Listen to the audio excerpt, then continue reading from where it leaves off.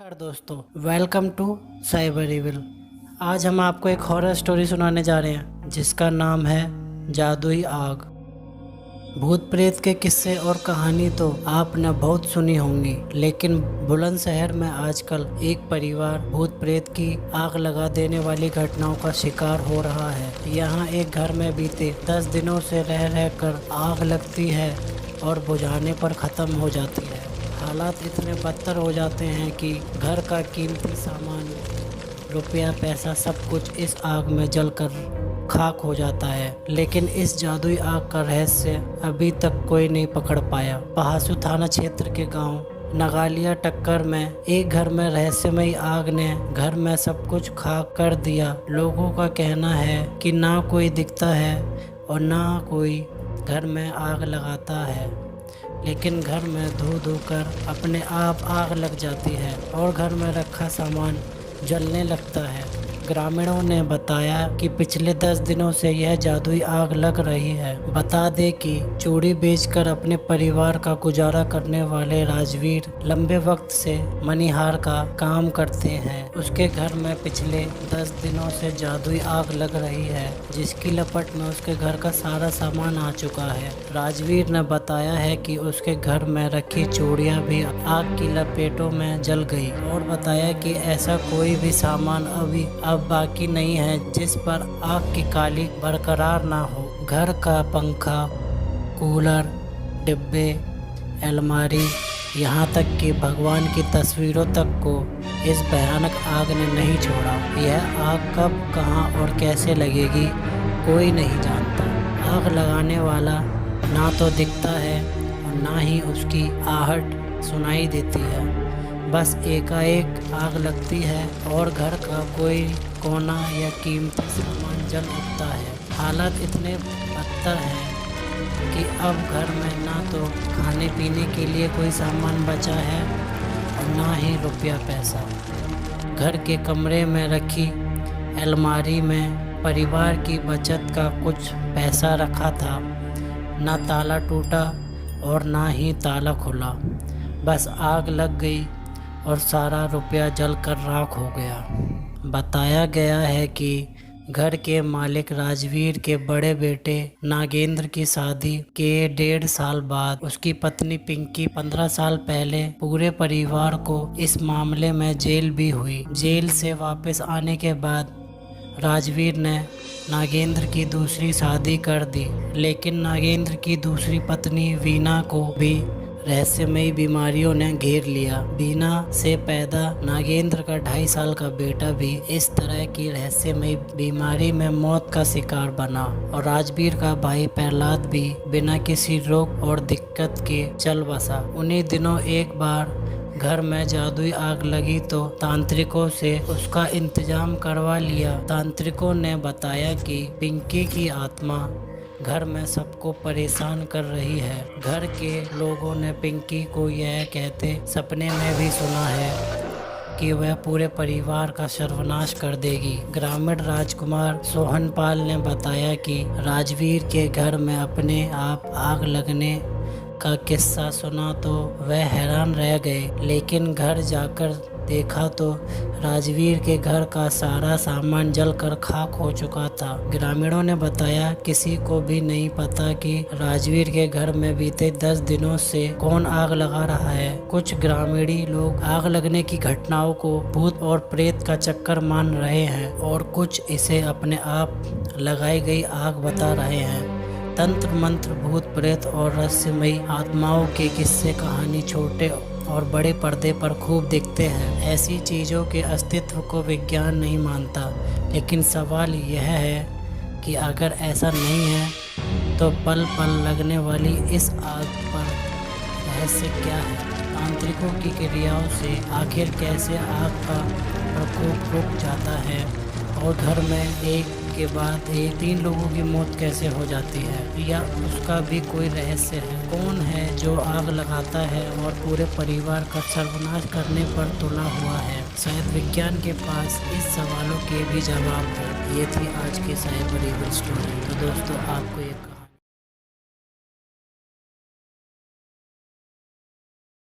नमस्कार दोस्तों, welcome to cyber evil.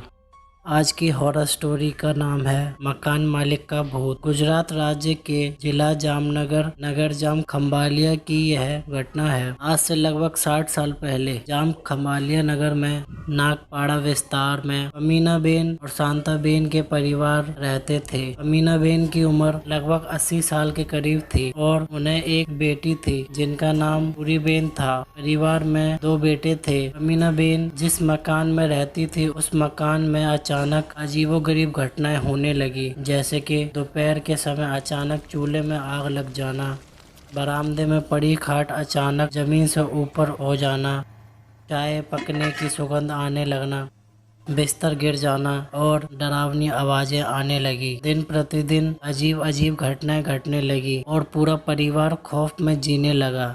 अमीनाबेन के परिवार ने पूजा पाठ मंत्र हवन करने से पहले ओझा ज्योतिष सभी के दरवाजे खटखटाए पर अलौकिक भूतिया घटनाएं घटने के बजाय बढ़ने लगी। अंत में हार कर अमीनाबेन और उनके परिवार ने घर छोड़ के वहां से चले जाने का फैसला कर लिया। अमीनाबेन और उसकी बेटी अपना सामान बांधने लगी। तभी उनके पड़ोस से शांताबेन आई और समझाया कि घर छोड़कर जाना कोई उपाय नहीं है, समस्या से भागने के बजाय उसका सामना करना चाहिए। शांताबेन की सलाह मानकर अमीनाबेन और उनके परिवार ने रुकने का फैसला कर लिया और उसके बाद घर पर होने वाली असामान्य घटनाओं को नजरअंदाज करना शुरू कर दिया। ऐसा करने पर दिन प्रतिदिन असामान्य गतिविधियां कम होने लगी और अमीनाबेन के परिवार का जीवन सामान्य हो गया। नगर में अमीनाबेन के अनुभव की बात फैलने पर नगर के किसी अनुभवी व्यक्ति के द्वारा यह पता चला कि जिस मकान में अमीनाबेन का परिवार रहता है उस जगह के पुराने मालिक के पास से उसके सगे संबंधी ने वह मकान हड़प लिया था और मरते वक्त भी मकान मालिक का जी उस मकान में था। इसी कारण वह इंसान अपने मकान में किसी भी व्यक्ति की मौजूदगी बर्दाश्त नहीं कर पाता था। अमीनाबेन और उसके परिवार को यह हकीकत पता चलते ही वह लोग मकान मालिक की आत्मा की मुक्ति का उपाय करवा देते हैं। हिंदू धर्म शास्त्रों के अनुसार अगर किसी व्यक्ति की इच्छा मरने के बाद किसी वस्तु में रह जाए, उसके छुटकारे के लिए जरूरतमंद व्यक्तियों को दान दिया जाता है और व्यक्ति की आत्मा के छुटकारे के लिए खास पूजा पाठ अर्चना और शांति पाठ किए जाते हैं। आज भी अमीनाबेन के वंश परिवार जन उस मकान में शांति से रह रहे हैं और इस घटना के उपचार के बाद आगे कभी उस मकान में कोई असामान्य घटना नहीं हुई। तो दोस्तों ये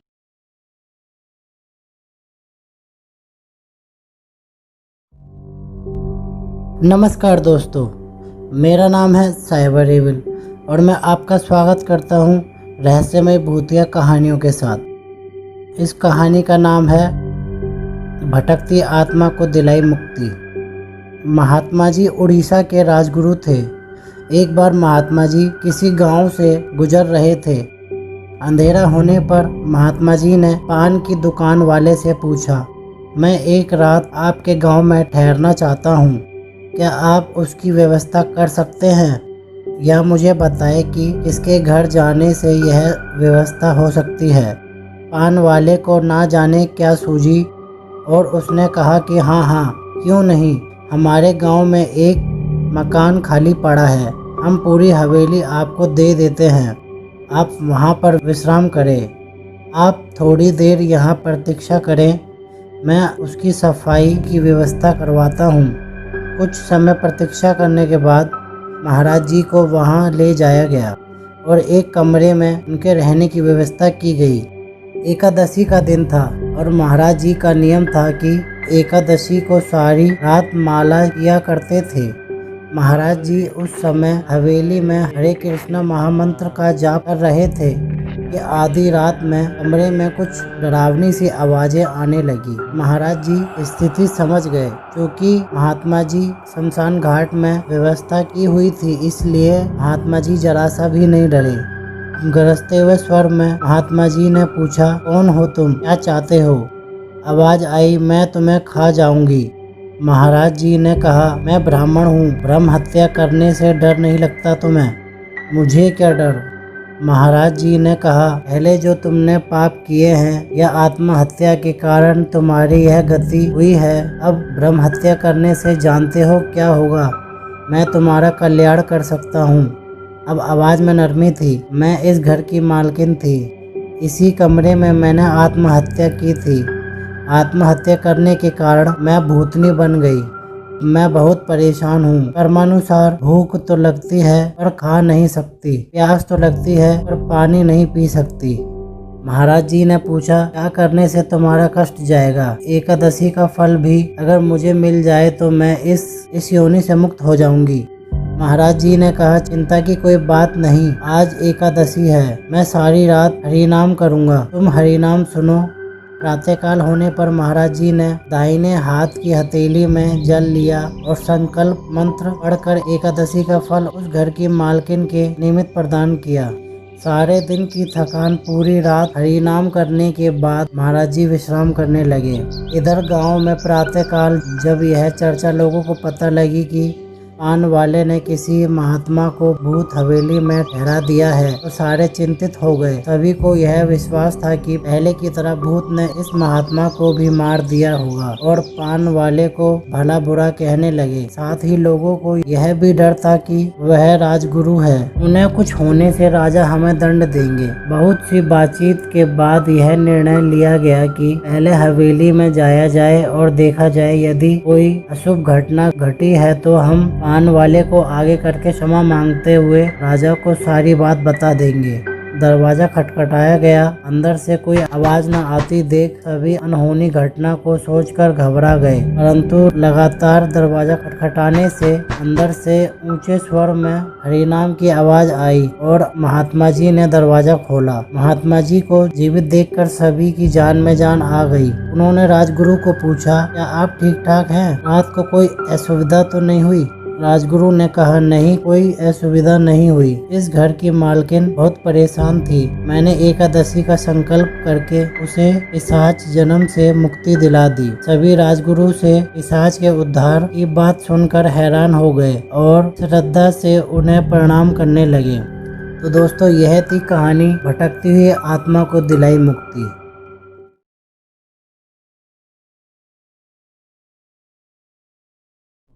मेरा नाम है साइबर एविल और मैं आपका स्वागत करता हूं एक नई डरावनी कहानी के साथ।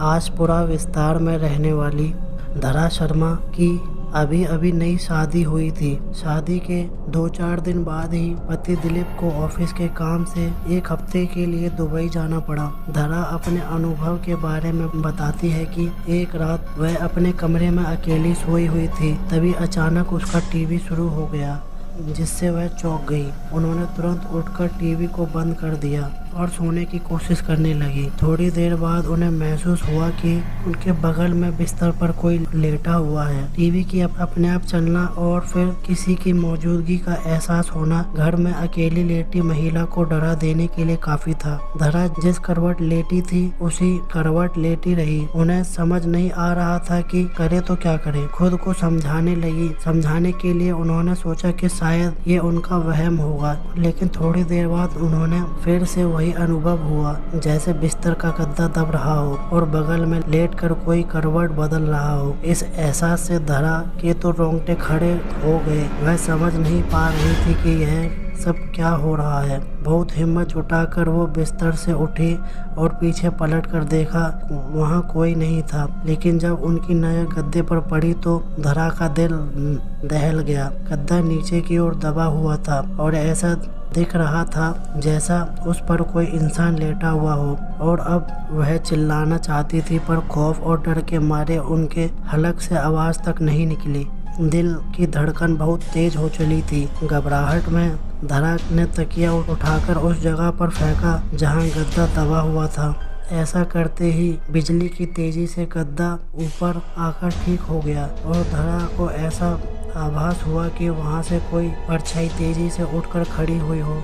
इसके बाद करीब 30 मिनट तक कोई हलचल नहीं हुई। तब धरा में थोड़ी बहुत हिम्मत बंधी और उसने पास पड़े मोबाइल से बगल के कमरे में सो रही अपनी सासू माँ को फोन किया। उसकी सास तुरंत दौड़कर धरा के कमरे में आ गई और पूछने लगी कि क्या हुआ। अभी धरा कुछ बोले उससे पहले उसे फिर से कुछ ऐसा दिख गया जिसे देखकर उसके होश उड़ गए। धरा ने देखा कि उसकी सासू माँ के पीछे एक जवान औरत की धुंधली परछाई खड़ी थी। उसकी आंखों की जगह काले गहरे गड्ढे थे और उसका कद करीब करीब कमरे की छत जितना ऊंचा था, जिसका भयानक नजारा देखकर धरा वहीं बेहोश हो गई और उसी रात उन्हें अस्पताल में दाखिल करना पड़ा। डॉक्टर ने कहा कि डर के मारे लो ब्लड प्रेशर की शिकायत हो चुकी है। धरा के ससुराल वाले वह मकान छोड़ने को राजी नहीं है, इसलिए धरा आज भी अपने मायके रहती है। क्या था इस भूतिया घटना के पीछे का कारण? धरा के पति दिलीप की पहले भी एक शादी हो चुकी थी और उसके ऊपर दहेज की लालच में पहली पत्नी को जहर देकर मारने का मुकदमा भी चल रहा था। बदनामी के कारण दिलीप अपनी मां के साथ एक नए घर में आकर रहने लगा था, जबकि उसके पिता अभी भी पुराने घर की देखभाल कर रहे थे। धरा के परिवार वालों को शादी से पहले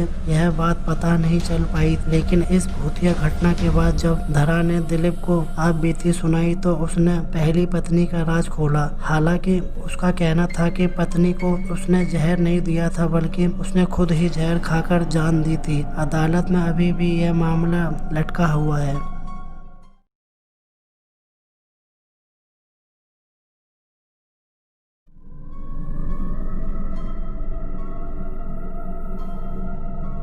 नमस्कार दोस्तों, मेरा नाम है साइबर इविल। मैं आपका स्वागत करता हूं एक दिल दहला देने वाली रहस्यमय भूतिया कहानी के साथ। यह कहानी हमें हमारे ही सब्सक्राइबर आकाश ने भेजी है और अगर आपके पास भी कुछ कहानियां हैं तो आप भी हमें भेज सकते हैं। लिंक डिस्क्रिप्शन में है। मैं जब 10वीं क्लास का बोर्ड का एग्ज़ाम की प्रैक्टिस कर रहा था, जब भी मैं पढ़ाई करता था ठीक सुबह 11 बजे म्यूजिक की आवाज़ आती थी और मैं स्टडी नहीं कर पाता था। एक बार मैंने उस आवाज़ का पीछा किया। वो आवाज़ एक बंगले से आ रही थी। जब मैं बंगले के बाहर खड़ा था, वो आवाज़ मुझे बंगले में खींच रही थी। जब मैं अंदर गया तो मैंने देखा कि वहाँ एक लड़की गाना गा रही है और उसने वाइट साड़ी पहनी थी। उसके पास गया, मैंने कहा मुझे भी सिखाओगी म्यूजिक गाना? उसने कहा कि कल से आ जाना मेरे पास। उसने कहा कि किसी को मत बताना। फिर मैं वहाँ से घर आ गया। वो फिर से गाना गाने लग गई। मैं घर पर आया तो पापा ने कहा कि कहाँ गए थे? मैंने कहा कि ऐसे ही वॉक करने गया था। फिर मैंने रात को खाना खाया और पढ़ाई की। मुझे बहुत नींद आ रही थी तो मैं सो गया। सुबह फिर से गाने की आवाज आने लगी। मैंने पापा से पूछा ये गाना कहाँ बज रहा है? पापा ने कहा कि तू नींद में है क्या? कोई गाना वाना नहीं बज रहा है। फिर मुझे याद आई कि मुझे तो वो लड़की ने बुलाया था। मैं जब वहाँ गया तो वहाँ पर वो लड़की गाना गा रही थी। उसने मुझे कहा कि आ गए, बैठो। उसने मुझे बहुत अच्छे से सिखाया। फिर 2 महीने बाद मेरे बोर्ड का एग्जाम था। मैं बंगले में वो लड़की के पास नहीं जा रहा था, पर तब भी वो आवाज मुझे खींच रही थी। मैं एग्जाम दे रहा था तो वो मुझे सारा आंसर बता रही थी। जब मेरे पापा ने मेरे मार्कशीट देखी तब मेरे पापा ने कहा वेरी गुड। तब मैंने बताया कि जब मैं एग्जाम दे रहा था वो लड़की ने मुझे सारा आंसर बता रही थी। पापा ने कहा कौन सी लड़की थी? मैंने कहा जब मैं एग्जाम दे रहा था तब वह मेरे पीछे खड़ी थी और जब मेरा एग्जाम खत्म हो गया तो मेरे पीछे कोई नहीं था। मेरे पापा ने कहा कौन थी? मैंने तब कहा वो बंगले में थी, वहाँ जो लड़की रहती थी वो लड़की ने मुझे म्यूजिक सिखाया और वो वहाँ पुराने बंगले में रहती थी। पापा ने कहा कि वो तो एक भूत बंगला है, वहाँ कोई नहीं रहता। तब मैंने पूछा कि वो लड़की कौन थी? तो पापा ने बताया कि वो लड़की का नाम रोनिका था। वो एक सिंगर थी। वो स्कूल में पढ़ती थी पर उसे कुछ स्कूल के लोगों ने मार दिया था। उसकी आत्मा अब वहीं भटकती रहती है और उसकी आत्मा वहाँ पर गाना गाती है। हर किसी को उसकी आवाज नहीं आती। तुमने कहाँ से सुन ली उसकी आवाज?